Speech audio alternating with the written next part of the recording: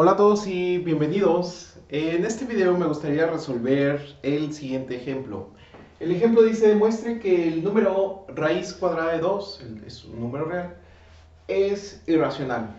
Bien, entonces para resolver este ejemplo me gustaría dividir a los números reales en dos grupos diferentes. Nosotros sabemos que los números reales es la unión de los números racionales con los números irracionales.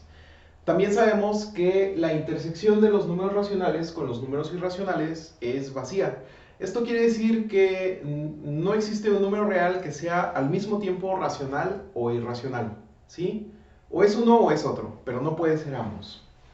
Ok, ahora me gustaría dividir en dos grupos también diferentes a los números enteros. Nosotros sabemos que los números enteros los podemos separar en números pares y números impares. Los números pares son aquellos, es el conjunto de estos números. Nosotros tomamos cualquier número entero y si lo multiplicamos por 2, siempre obtenemos un número par. Así que este es el conjunto de los números pares. Por ejemplo, si tomamos el 3, si lo multiplicamos por 2, 2 por 3 es 6 y sabemos que es un número par. Entonces aquí tenemos todos los números enteros pares, absolutamente todos. Bien, ahora nosotros sabemos que cualquier número par, si le sumamos 1, obtenemos un número impar. Por ejemplo, el número que le sigue a 6 es 7, ¿sí? Y 7 es un número impar. Así que este conjunto que está aquí es el conjunto de los números impares, ¿sí? Tomamos el número par, le sumamos 1 y obtenemos un número impar. Bien, ahora me gustaría explorar la siguiente propiedad. ¿Qué pasa si un número par lo elevamos al cuadrado? Es decir, tomamos el 2n y lo elevamos al cuadrado. Vamos a ver qué obtenemos, si obtenemos un número par o un número impar. 2n al cuadrado es lo mismo que 2 al cuadrado por n al cuadrado. Esto es la ley de los exponentes. Pero noten que esto es lo mismo que 2 por 2n al cuadrado. Lo que está dentro del paréntesis es un número entero. ¿Por qué? Porque es el producto es la multiplicación de puros números enteros y sabemos que la multiplicación de números enteros nos da otro número entero. Pero tenemos en particular un número entero multiplicado por 2. Nosotros sabemos que cualquier número entero multiplicado por 2 es par. Bien, entonces tenemos que cualquier número entero elevado al cuadrado nos va a dar, cualquier número entero par elevado al cuadrado siempre nos va a dar un número par, siempre.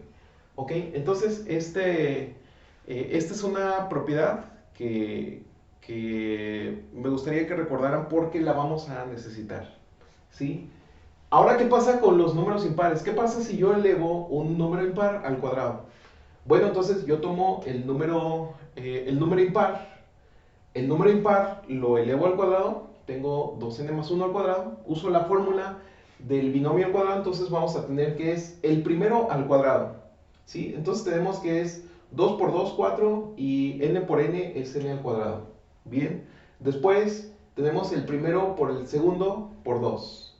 2n por 1 es 2n, por 2 es 4n. Y por último tenemos el segundo elemento elevado al cuadrado. 1 al cuadrado es igual con 1. Entonces tenemos 4n al cuadrado más 4n más 1. Si ustedes me lo permiten, me gustaría factorizar un 2 de estas dos expresiones, ¿sí? Entonces, el 4 es 2 por 2, así que vamos a tener 2 por 2n al cuadrado es 4n al cuadrado, ¿sí? Y 2 por 2n es 4n.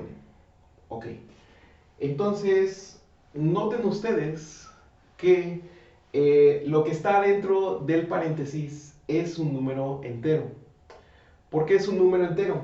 Bueno, aquí tenemos un número entero al cuadrado elevado por 2 más otro número entero multiplicado por 2. Así que todo lo que está aquí son operaciones con números enteros, así que nos da un número entero. Ahora la pregunta es, ¿qué pasa si a un número entero lo multiplicas por 2 y le sumas 1? Un número entero, si lo multiplicas por 2 y le sumas 1, obtienes un número impar. Así que un número impar elevado al cuadrado siempre es un número impar. Bien, ok. Ahora me gustaría mencionar un teorema. que es bien conocido, se conoce como el teorema fundamental de la aritmética. El teorema fundamental de la aritmética nos indica que todo entero, el que nosotros queramos, se puede descomponer en un producto obviamente finito, ¿sí? De números primos. Esta descomposición es única, ¿sí? Entonces, si ya tenemos la lista de números primos, no va a haber una factorización con otros números primos de tal manera que dé este entero, ¿sí? Entonces, ese es el teorema fundamental de la aritmética. Todo entero lo podemos descomponer en un producto de primos, ¿sí? Esta factorización única y, y finita.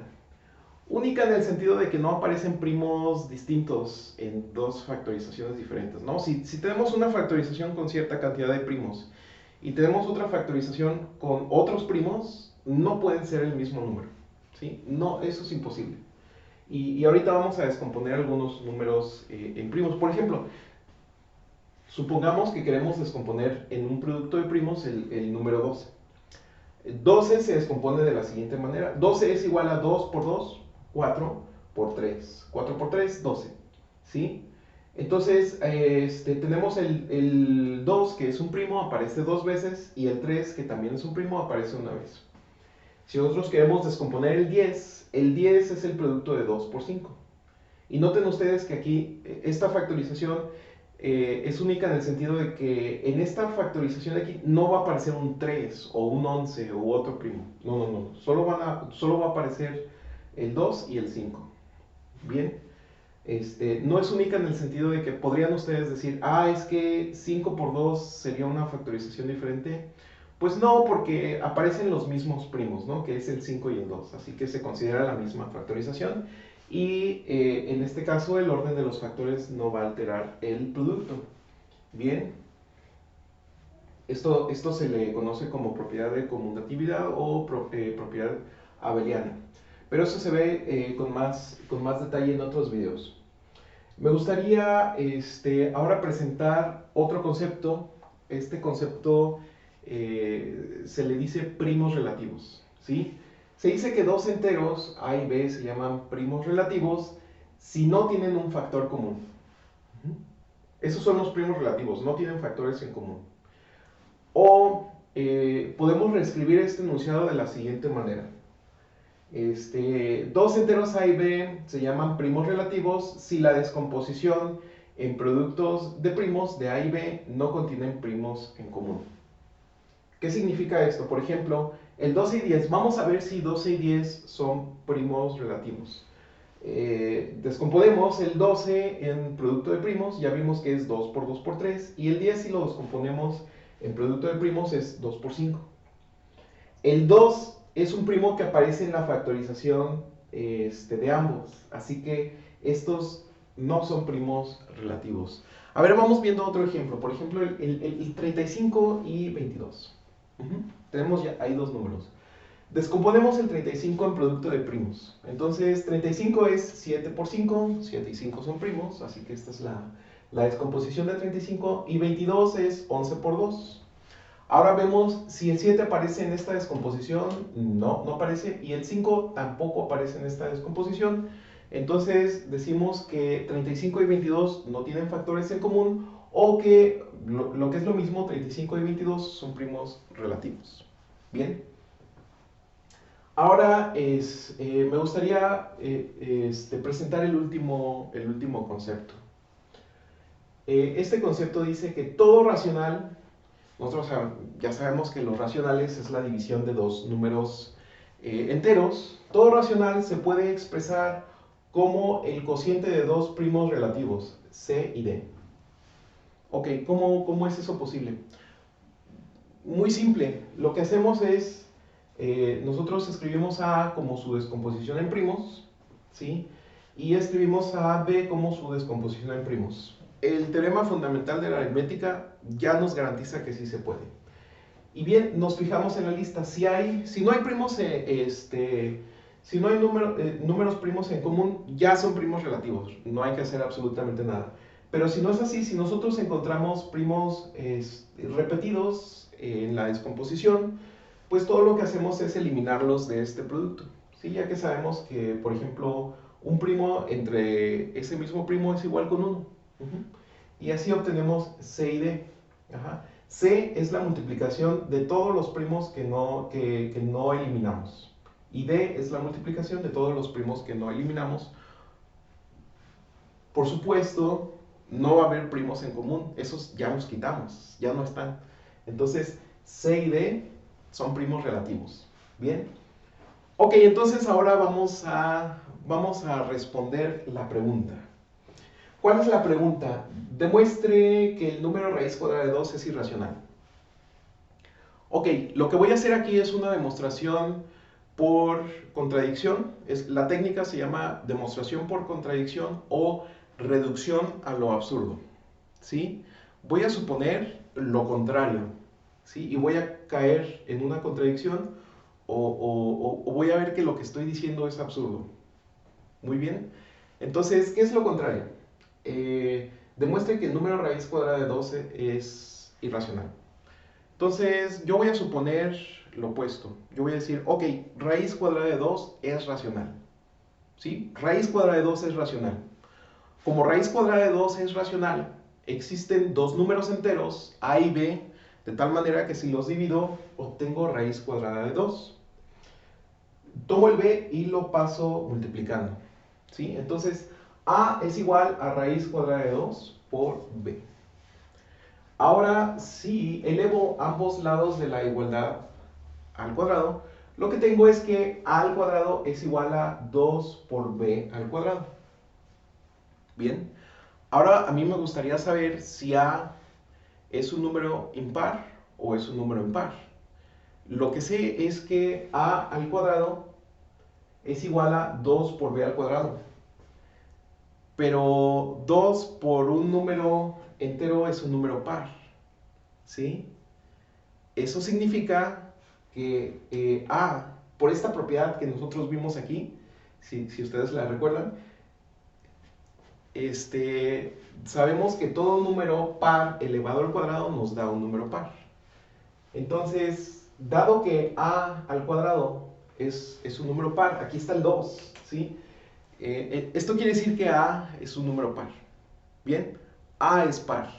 Entonces, como A es par, yo lo puedo escribir de esta manera, 2 por C.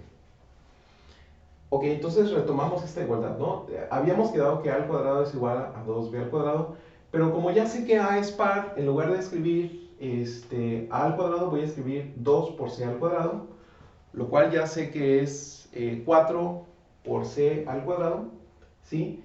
Y si elimino un 2 de ambos lados, tenemos que 2 por C al cuadrado es igual a B al cuadrado. Ahora, a mí me gustaría saber si B es un número par o B es un número impar.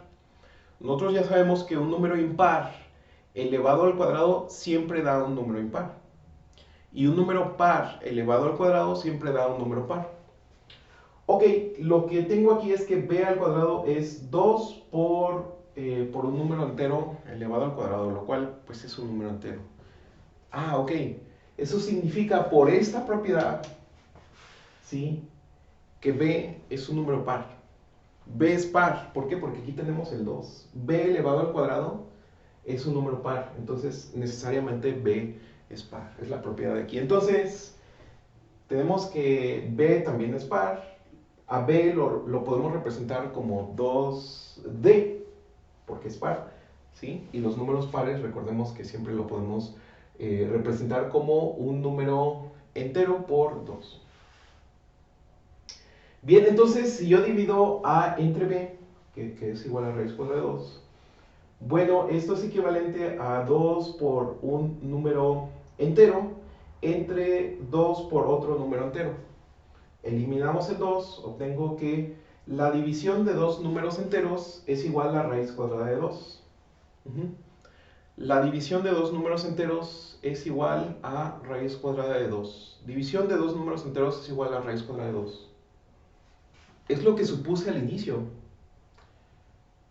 Pero entonces, ¿notan ustedes que estamos caminando en círculos? Porque es exactamente de donde partimos. Entonces, si vuelvo a recorrer este camino, voy a obtener que C y D son pares. Ok, elimino otra vez el 2. Voy a obtener la división de dos números enteros. La división de dos números, enteros me va a dar raíz cuadrada de 2. Vuelvo a recorrer este camino. Elimino otra vez el 2. ¿Sí? Y voy a estar caminando en círculos toda la vida. Eso contradice lo que nosotros acabamos de decir. Acabamos de decir que todo número racional, A y B, se puede expresar como el cociente de dos primos relativos. Pero aquí yo siempre elimino el 2 y vuelvo a obtener el cociente de dos números pares. Vuelvo a eliminar el 2 y otra vez son pares, y así sucesivamente. No puedo cumplir este principio, no lo puedo expresar como el cociente de dos primos relativos. Ahí está, ahí está la contradicción, o ahí está la parte absurda, ¿sí?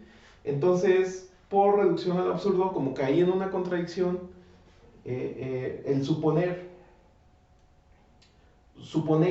que existen dos números enteros, tal que a dividirlos nos da raíz cuadrada de 2, es absurdo. Por lo tanto, raíz cuadrada de 2 tiene que ser irracional.